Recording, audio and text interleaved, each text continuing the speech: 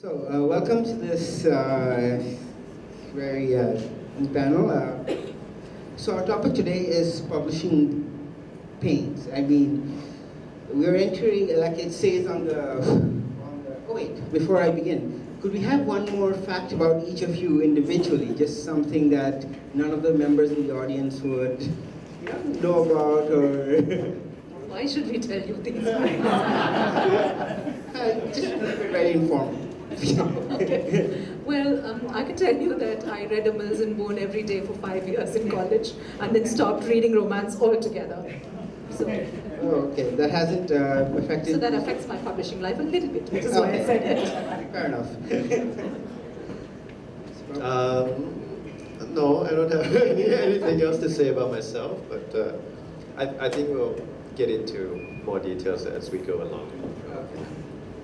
Okay. Or I guess I'll start with a confession that I don't get to read enough anymore. I mean, read real books enough anymore as much as I would like to. So that's Same one here, same here.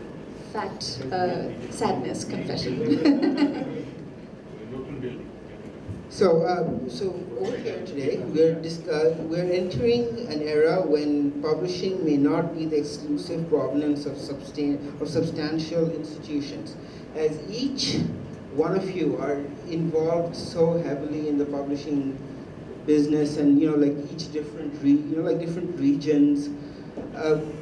What would you say was your biggest difficulty starting off with, in terms of finding new talent or just publishing pains in general? Well, I have to say that my publishing house is called Typhoon Books, by the way. It's very small in scale, and this was intentional from the beginning, because I consider myself mainly as a writer. I didn't want to become a publisher full-time. I wanted to have time to write as well. It didn't work out that way, really. I have very little time to write now. But so we keep it very small. We publish 6 to 10 books a year, and to a very niche market, which is young people who are interested in more serious, more independent, more alternative fiction and nonfiction.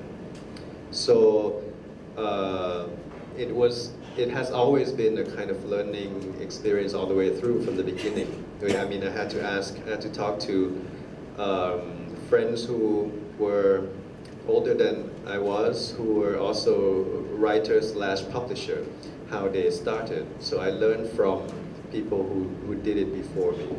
But you can't really learn everything from other people, so there were a lot of things that we experienced as we, it's been 11 years now, my publishing house, but we still keep it small, and I think that's the key to keeping it, functioning. Yeah. Okay, and is it in Thai or in It's English as well? mostly in Thai, yes. We've published a couple of English books, but it doesn't have any significance to our publishing house at all. Karthika, would you like to? So I come from the other end of the spectrum. You work with small publishing, independent publishing. I've spent the last 20 years in Penguin and HarperCollins, which are the multinationals, among the big 5 in the world, sort of. And our difficulty is not so much in finding talent, because we tend to be the first stop when anybody has a manuscript. They will send it off to the big houses, so-called. Unless you're very clear that you have a certain kind of writing that should go to a certain kind of publisher with a profile of a certain kind, they tend to send it off. I think our biggest challenge is doing justice to the books we take on, because the market is so competitive, because we ourselves publish so many books. So Penguin publishes at the moment something like 250 to 300 books a year. Harper publishes about 200 books a year, and I'm talking only about India. And those books reach the rest of the subcontinent, but not too many books. So how do you go about doing the right thing by every writer you take on, every book you publish? How do you make sure they get enough space and time, and let most importantly, how can you ensure that they have sustained support from you? As in not just this month when it's out and therefore you're doing a lot of conversations around it, but 5 months down the line, a year down the line, does the author still feel wanted, valued, cherished in the way that they should be? Do the books get visibility in the stores as they should? Are people still talking about them in the marketing sense? So that sustaining power is what we have a challenge with. And is it specific only to certain forms, like obviously fiction is a lot more prevalent in the market than even when it comes to first choices as well, than poetry, which doesn't necessarily sell as well. Sure, but you know the thing about poetry is that the poets keep the conversation alive a lot longer than a novelist might or a novelist community might. I think there's a community of poetry lovers and poets who feel that they need to support the genre, the form. So they will inevitably give it a lot more loving attention than even the publishing house might. Whereas in the case of a best-selling novelist or a non-fiction writer, the publisher will do the work in the beginning, and after a while, because the novelist and the writer have moved on to their own other agendas, they may be journalists, they're working people, they have other novels to write, everybody stops talking about it. That's true. That's another point I will touch up on a bit later, the role of social media and individual media. But Maruk, would you like to?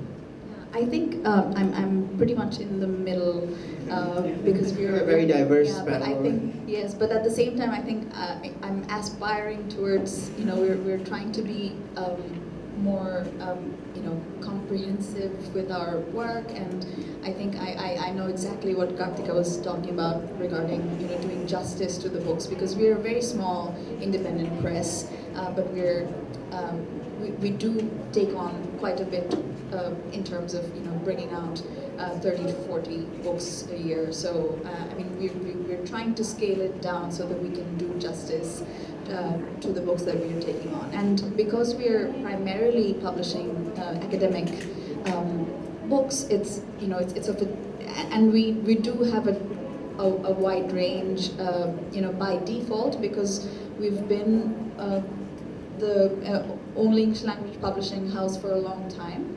So, and I'm glad that there are other English language publishing houses coming up now, so that there's, we can perhaps also, take that support for certain manuscripts. So, so it's always a real conundrum,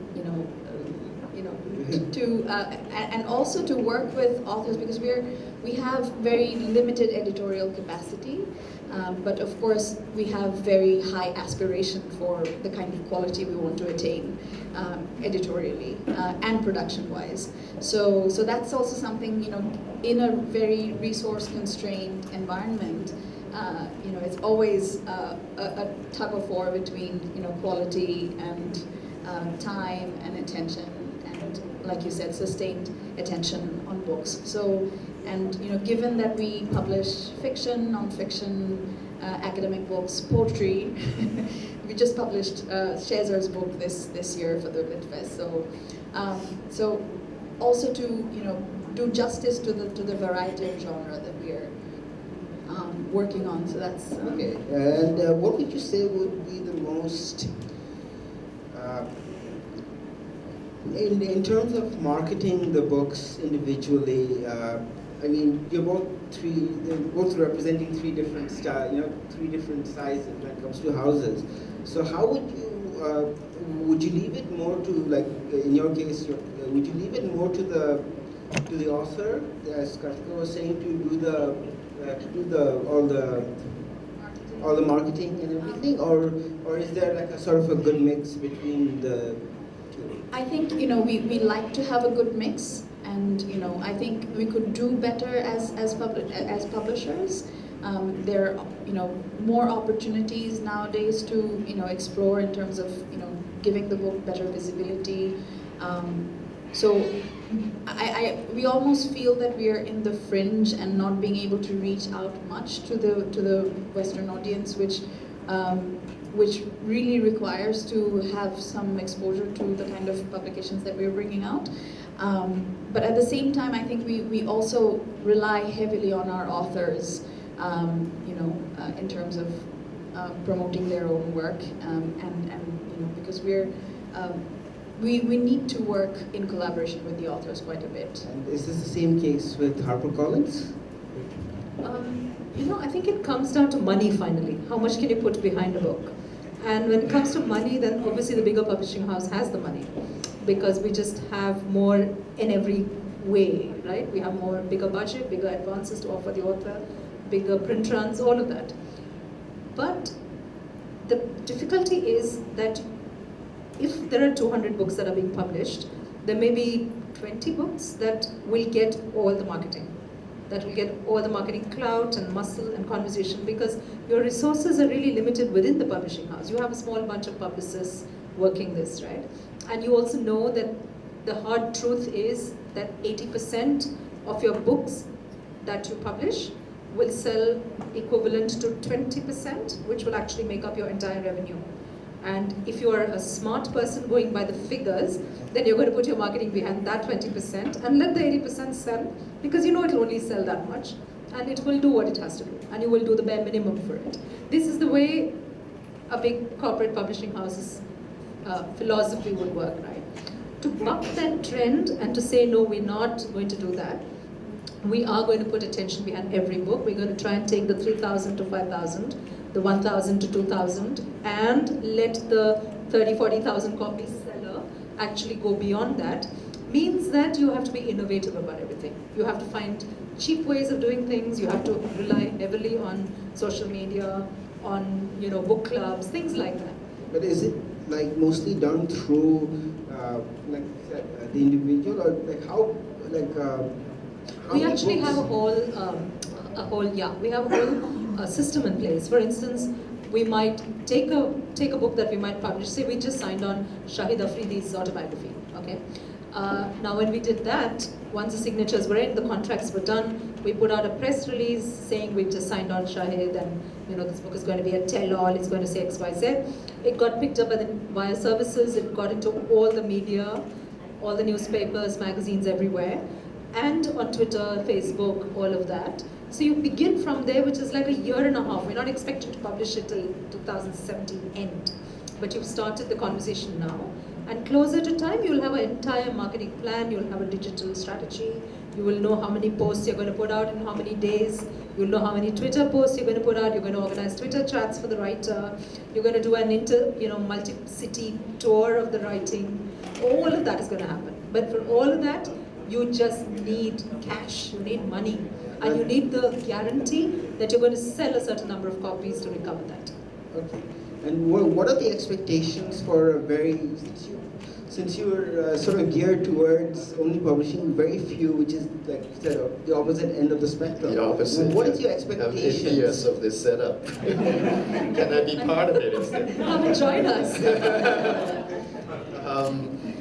No, we started out with authors who had already very strong following, albeit small, But and because we don't publish so often, we have time to communicate with our readers before a book comes out, and a little bit of time afterwards to have a dialogue going with the authors, with the readers, and with our press, which is basically mostly now done through social media, through Facebook, through Twitter. But in Thailand, I think there's I don't know what it's like here, or probably in other places have similar situations, but in Thailand we have two very big book fairs a year. And so a lot of small presses like ours would spend time figuring out how to have books out in time for the book fairs. And that helps the sales, it helps also the PR processes of getting people to come to the book fair and to come to our booth particularly, and meet the authors and get their new releases and things like that. So we depend a lot on other factors of the industry. We don't have the budget to push anything ourselves. But sometimes some strange, happy coincidences happen, and we often find that fascinating. For example, in the past book fair, in the beginning of the fair, it was kind of slow.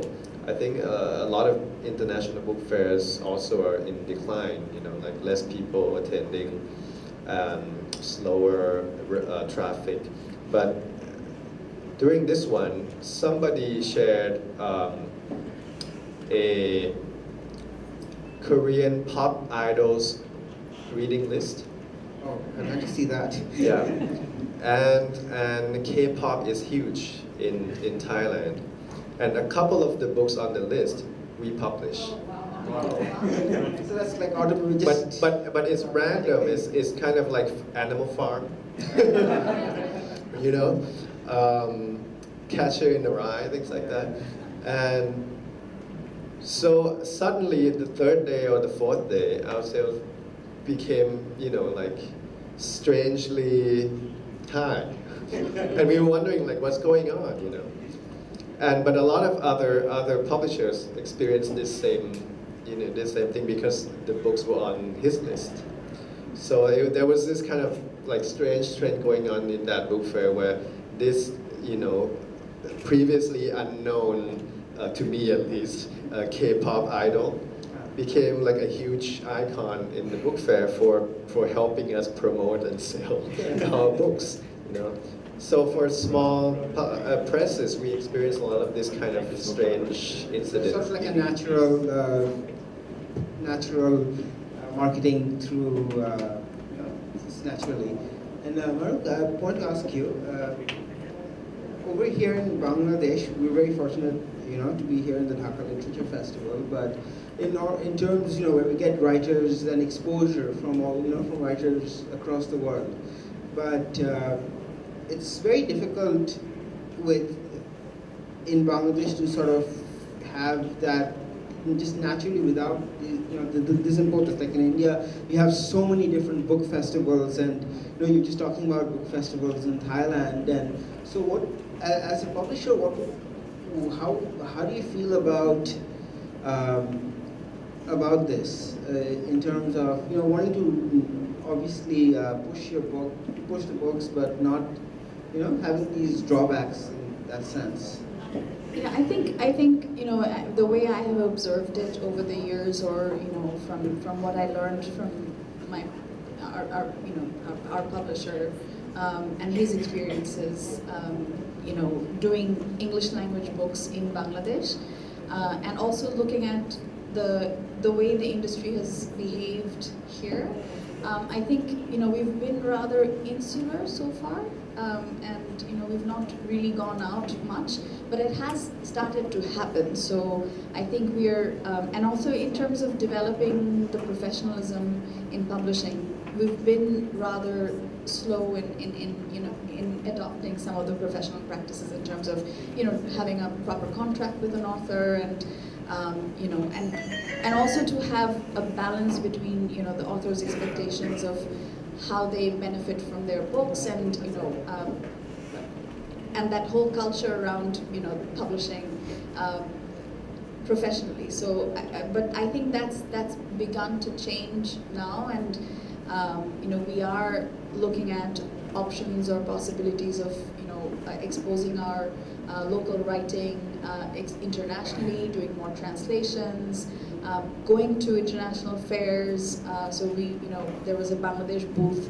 There has been a Bangladesh booth at the Frankfurt Book Fair for the last 2 to 3 years, and hopefully this will get bigger. So I mean, that's just one place that I can name, but I'm sure, you know, there are other opportunities that we need to explore and to understand, and also be realistic about what is the interest like for our authors elsewhere. So I think that's also something that we need to be systematic in understanding those you know, market dynamics. And I think what Pratha was saying, that just naturally it has to, you know, because the market isn't so as open or thing, it's something that has to naturally evolve through through social media and other just small trends like that to pick up. So anyway, so what direction do you see publishing going? I read this very interesting article from 2012 on Forbes magazine, which sort of was highlighting different, this writer, he was trying to project the next few trends of publishing in sense of how much is going to be online, the ebook phenomenon and social on YouTube and all of these different various aspects. So for a publishing house, what are the next steps do you see, that's possibility? I think there's been a lot of talk about digital rights and digital publishing and e-book reading, etc. But in India, we have not gone past something like 4 to 5% of our reading being online. I mean, reading of e-books when there's a physical book present. 95% are still buying the physical book. So it hasn't gone to a level where it's serious in that way. We are prepared for it. Every physical book that is published has an e-book published at the same time, and it's available. But we see certain kinds of books sell more in that, say, business books, self-help, or an inspirational book by a great leader or something like that. And a lot of that buying is happening internationally. People who don't get the physical book as easily there. And a lot of people who are buying e-books in India are from the kind of affluent, metropolitan kind of class. Access to e-readers and... Yeah, who constantly reading on their Kindles, for instance. But they are more interested in downloading the latest international publication. The Indian book, they'll still go to the nearest store and pick it up very easily. So there's still a very old-fashioned traditional market in place at the moment. A lot of the newspaper reading, a lot of the news reading has shifted online. But the difficulty there, I think, is that a lot of us who read all our news online, I do, for instance, read most of it online, I don't pay for it. I just get it all free, right? So to have a publishing program that depends on getting people to pay for downloads, this is still a very big no-no. Nobody is willing to pay. You get your New York Times, you get 5 articles or whatever free a month or a week or whatever, and you can subscribe to The Economist at like very little. And everything else, somebody else is aggregating for you and putting on your timeline. So why should you pay for it? So why should you pay for a book, which is just not a physical thing? You're not yet used to that idea. So I think we have a long way to go before this becomes an important part of our selling. Okay, fair enough. What about in Thailand? Is it the same sort of an approach in regards to digitizing, and or is it mostly just old-fashioned books, as they say?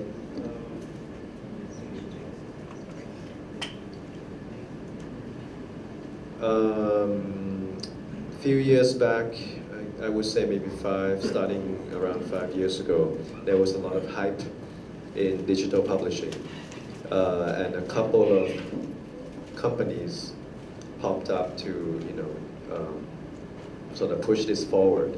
But so far it hasn't really worked out, and I guess it came about a little bit too late for the Thai market, because people had already become sort of attached to their mobile phones and smartphones and tablets, reading, not reading ebooks, but reading, so their social network pages and the news, new online news and things like that, and chatting with their friends, and so and we don't have the devices in Thailand. So people who would like to read ebooks or whatever, they have to go buy Kindle or other devices elsewhere. So that's kind of How do you see the market progressing in that way as a publisher yourself? Do you see it within the next 5 years, 10 years to be at a point? To be honest, I don't think it's going to take off significantly in Thailand. I don't know. Strangely, even though physical books sales are declining, it doesn't mean that the ebooks the ebook sales are rising. So it's not, you know. So it's all around thing with the publishing industry at the moment. What about in Bangladesh, from your experience? Well, I think, very similar to Thailand. I think, there isn't much readership electronically, but I would say there isn't much readership electronically, upon payment. So there is a lot of readership electronically, but, people get a lot of books for free of cost, just, free downloads. So, I mean, that's another, I'll not be liked for saying this, but that's the other level of piracy that we're facing, of course. So that's and our climate is very accustomed to piracy, and it's kind of it's sympathetic towards the piracy business. So that's why I think the electronic readership. You see the books on the streets. Yes. So.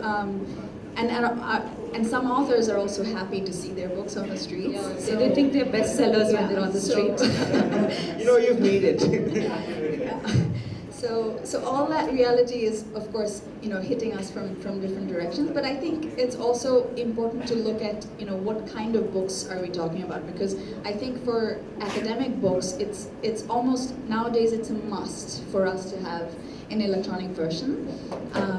For non-fiction, for fiction, maybe not so much, but of course, if we want to reach the wider readership across the borders, then it's again a must-have. So I think as publishers, it's a must-do nowadays to have all versions. But I know from other studies that have been undertaken lately that even globally, it's not just the southern countries. I think ebook sales have sort of plateaued and probably going down a bit. So that's also something very revealing, and that's not something that the publishing industry really perceived or projected that might happen. I just think that maybe it's a generational thing. I have two kids, two boys who are 10 and 14, and they spend their entire, I'm not even saying reading lives, because they hardly read, much to my shock, but they just absorbing content all the time in audio-visual ways. The iPad, the phone, the whatever, And I don't see how that's not going to influence the pattern of reading 20 years down the line. Maybe not right now. Does that include audiobooks? And no, it doesn't. They want everything visual. They want everything to be seen and to heard. The more senses that are employed in the process, the happier they are. Everything is more tactile, everything is much more experiential, and they don't have the patience for anything that they have to sit back and react to beyond immediate, So it's really depressing to see that. On the other hand, I made peace with it, saying that at least they are doing exactly what we think books should do, which is allow them to live other lives, allow them to see other worlds, allow them to see how they can live other lives. And at the end of the day, that's what these things are doing as well. They're telling stories, much like books do. As a publisher, where do you, how do you, do you see it as a form of evolution or as a form of regression? Look, I'm sure when they gave up papyrus or whatever and they said, oh my God, there's no exclusivity to manuscripts anymore. Everybody can read books. How can they do this? I'm sure they thought it was horrific. And when, democratization was seen as regressive, right? So I suppose everything is seen as evolution, whether the consequences will be good or bad or whatever, we'll find out at some point. But I don't see how you can resist change. I think publishers should be saying, this is what our readers want. Let's try and give them the best version of what they want. If they want stories of a certain kind, let's make sure they are well written, well told, layered, multi-layered, and not give them the easy stuff. That is our responsibility, I think. The moment we succumb to the market rather than work with the market, then we're going to dumb down society. And in terms of when you see, a big organization like HarperCollins has the natural money to sort of natural, hard-earned money. Hard-earned money. But in the sense of where would you to sort of adapt to the market? If it's going towards a certain trend, then it would be able to perhaps adapt to audiobooks or other media, visual or audio thing. So what about a publishing house like yours? Where do you see it? Do you see do you feel that it's a need to do it, or do you want to stand by how you're already? No, I think it's small presses. What we do or what we should do is to look for something, a space. This is an opportunity to look for a space that is different from what they're doing, and to build a strong following in that area, because we cannot compete anyway. And when there's so much of something in the market, some people are always going to look for an alternative. And from experience this past 10, 11 years, I realize that there's always readership in alternative whatever, like alternative fiction, serious literary fiction. There's always like a good body amount of readers in that market. If you don't, if you can afford to stay small, this is what you have to do. You have to cater to this group. But you can introduce something new and sort of risk, investing, it's not investing money, but investing your time, your hopes, your ambition or whatever to introduce something new to the market. And if that works, it will be good for you, because you can create a new trend. New trends usually come from something smaller, and once they get bigger, then they become mass-produced trend. But it always starts with something small, like from independent presses or independent record company or small art galleries. So we want to be in the space where new things are happening, and trying to catch what some of those new things would be attractive to our readers. Okay, and what about you, Mark? How do you feel about this line? So regarding the digitization, like how is Bangladesh sort of adapted to that, if at all? I mean, it's not something I see. Well, like I said, I mean, there is digital readership already. So I think it's the behavioral change, if I may, would be towards the buying behavior. And I think it's also very important. I wanted to pick on what Kartika was mentioning, that there's also this responsibility of how we package and how we present our books, and not to succumb to the market, market demand in a way, because you also have the responsibility of forming that taste or finding that creating that niche, if I may, because I think we are a strong believer that if you put out quality, even if it takes time, even if it takes extra effort, there will be appreciation of that quality at some level. So I think it's also very important to not compromise on that, whether you do digital or print. And I think there's also that, I think I want to also talk about our authors' expectation. If there isn't anything in print, then it's not book enough.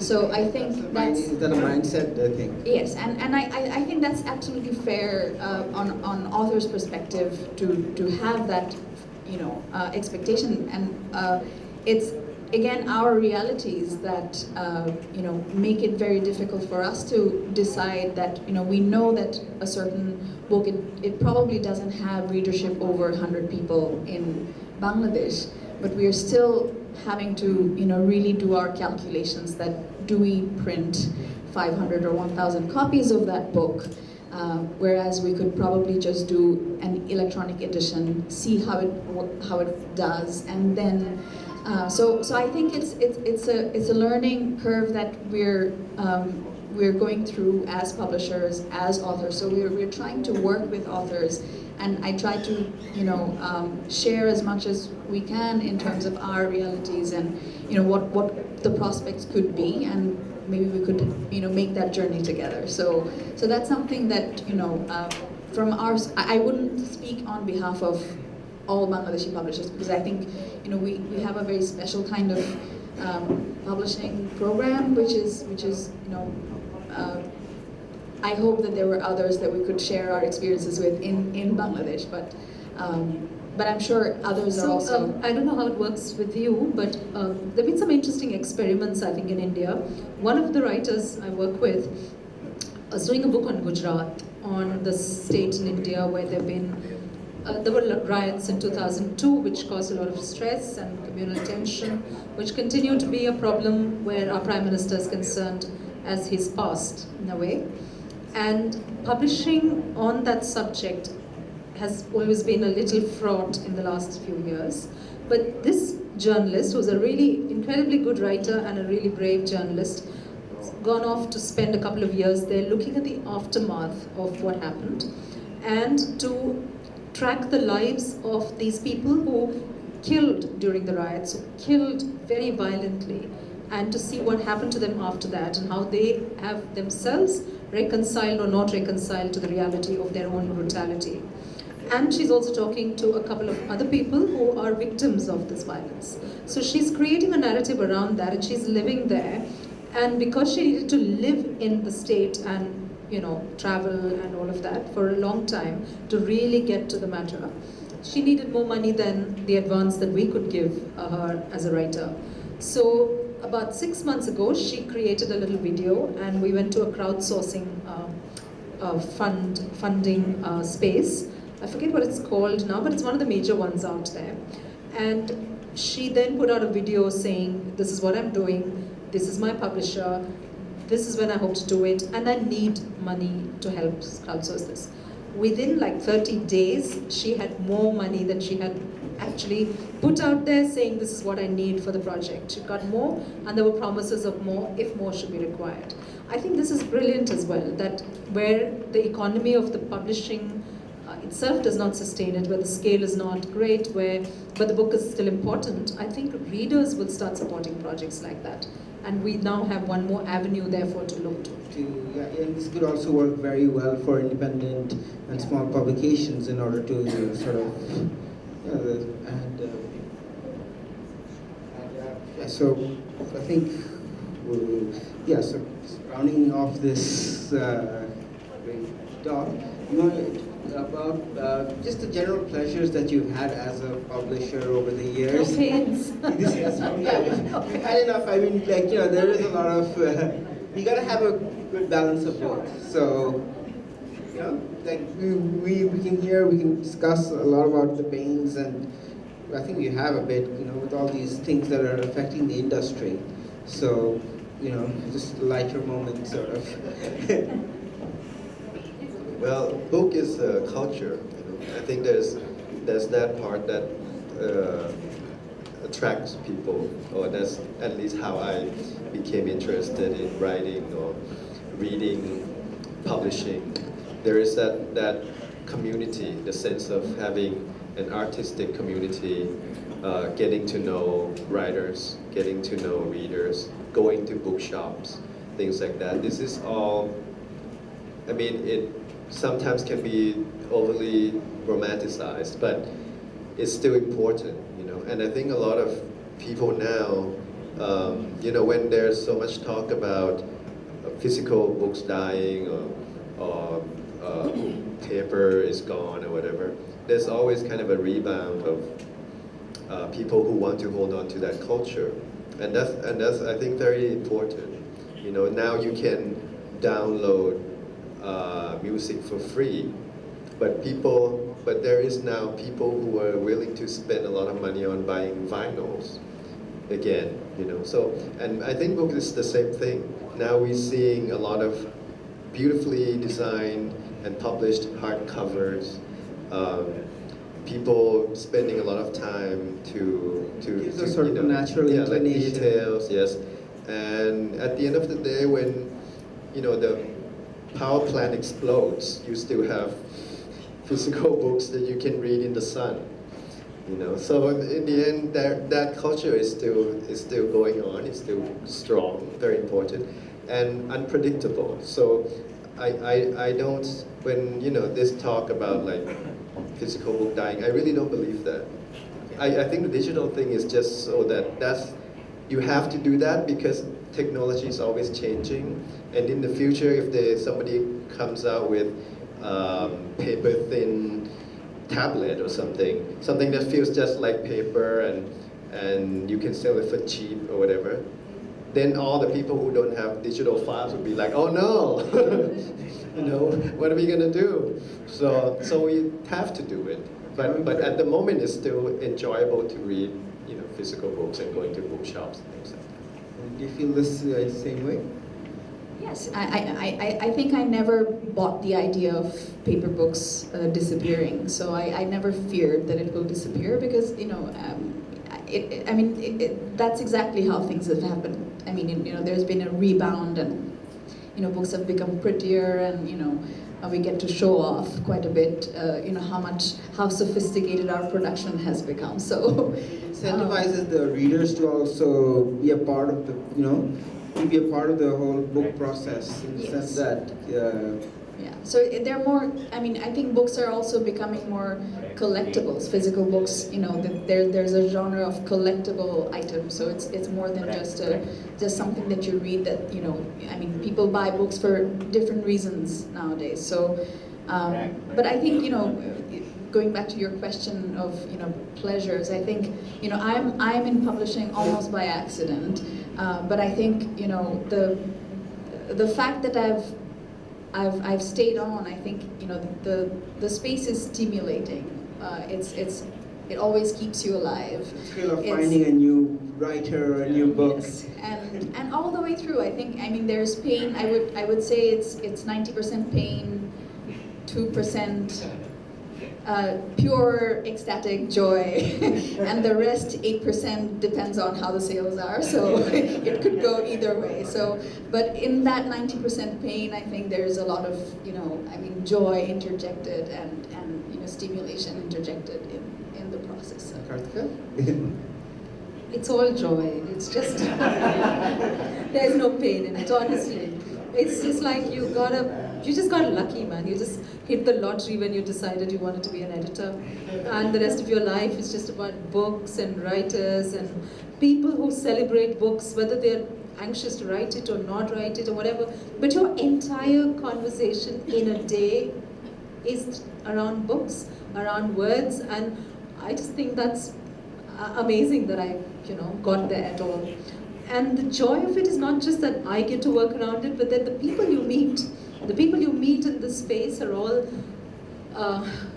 people who have ideas, who have a lot of ideas, who want to disseminate those ideas to others, who engage with the world very deeply and very ethically a lot of times, so that your world as a publisher is often surrounded and bounded in by people who keep your ethics alive, your ideas alive, who allow for exchange every second, because none of these people can keep anything to themselves. They want to share all the time. And you as an editor are like the shrink, the psychoanalyst, the marriage counselor, the child counselor, the writer counselor, whatever you are their space for refuge, for support, and which means that if you do a good job of it, are constantly being valued. It may not be visible to the rest of the world, but to that person and to you, this is a special bond. And the longer you spend in publishing, the more bonds you have like that. And I don't know of any other industry that is as unselfish in this way as publishing is. So yes, there's obviously the pain of not selling enough, not doing enough, finding the typo that you never wanted to see in a book, just getting facts wrong. We've got terrible things wrong, but for the most part, we've got them right. And so I think if you don't have that agony a little bit, you don't get the ecstasy, so that's all right. But I wouldn't exchange my life for anybody else's. That's it. Well, I guess that sort of concludes the panel. Yeah, is there any questions from the audience?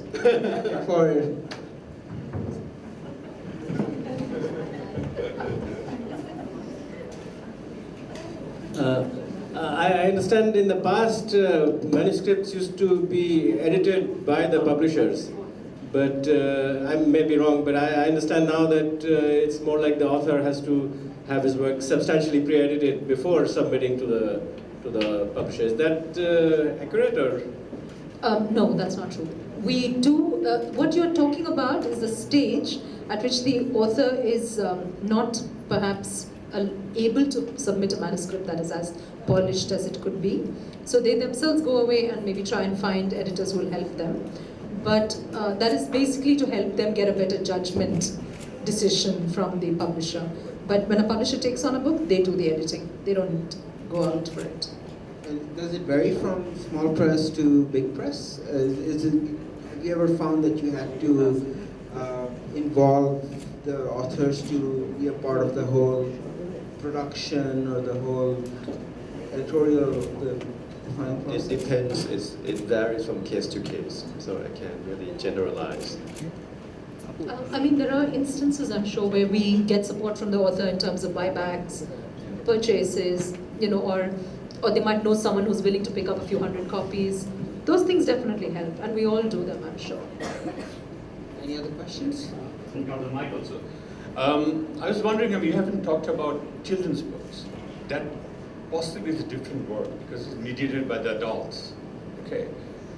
How do you deal with that? And I've heard that parents now, especially the digital generation parents who doesn't read, but they care for, that their children should read, and beautiful, nice looking book, hard covers.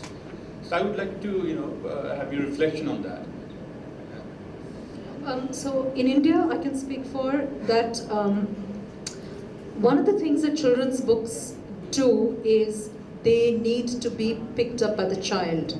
As in a decision, while parents will buy for children, I think the touch and feel, the looking at the illustrations, the looking at the sort of content is very important.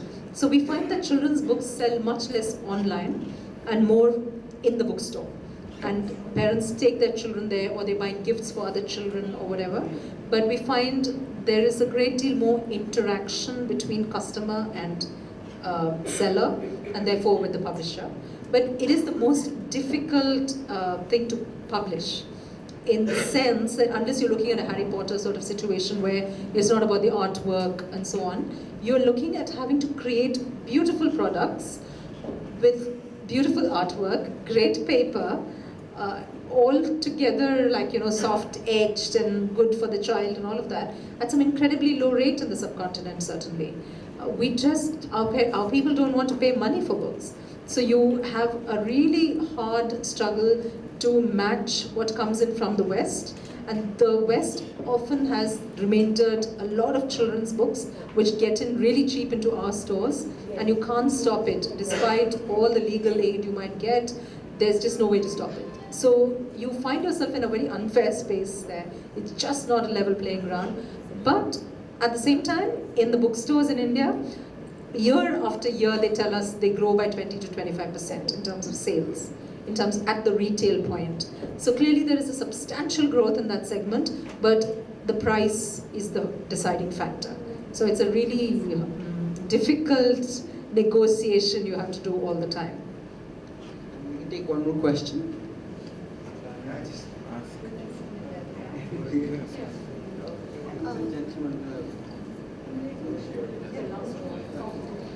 Could we know the name of the author who was working on the aftermath of Gujarat riot, the riot 2002, the book you... Oh, Revati Lal, Revati-Lall. Thank you.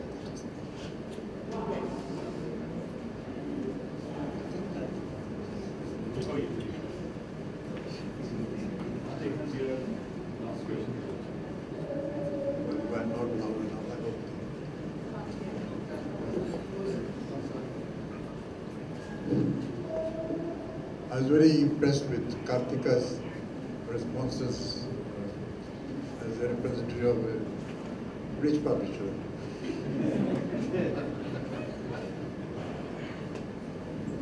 I say so because I've had to answer such questions as the editor of a rich publisher. used to work for Oxford University Press. All right, you're even richer than Harvard. And really, your answers were absolutely particularly. Thank you. One point I thought you would bring up, that Sam's.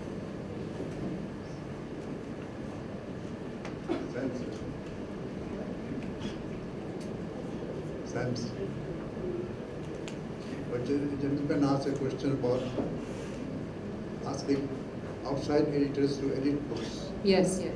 That's very common in Bangladesh Okay. because the publishers don't read.